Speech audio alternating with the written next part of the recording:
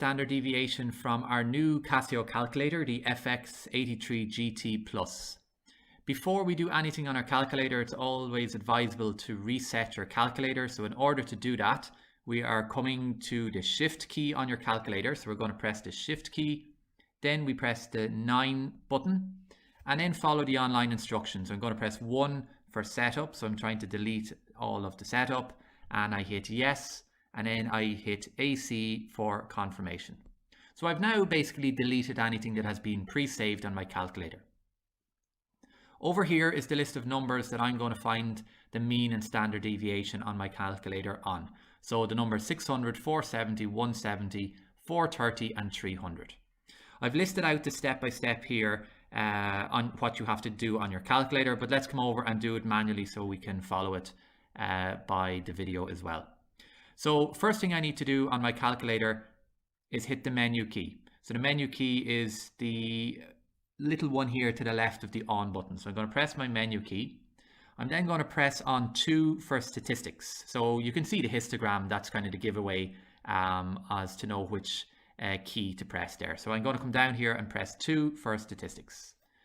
I then want to select one variable because I'm putting in a list of values. So I'm going to press the 1 key now. Up comes a table, and I now need to input the data onto that table. So the list of numbers, as we said, is over here to the left, these 5 numbers. So the first number I'm going to key in is 600. So I press the 600 on my calculator. I now have to press the equals key. You have to press the equals in order for that number to appear in your table.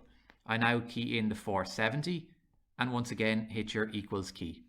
I now put in 170. Hit your equals. 430 equals.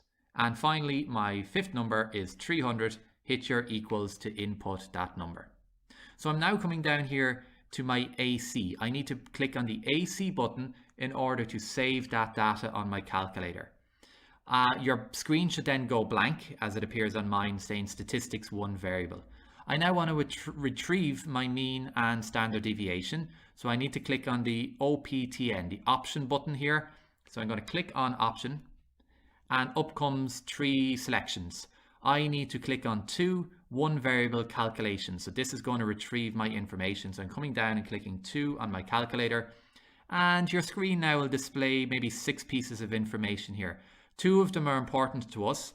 The first one, the X bar, represents the mean. So the mean for this list of numbers is 394, and the standard deviation is the sigma symbol here, sigma x, and my standard deviation is 147. So the mean is the first one, and the final one is, the second last one is your standard deviation. And that is how to find the standard deviation and the mean on the new Casio calculator. Thank you for watching another tutorial video from Tulla Maths. Make sure and subscribe.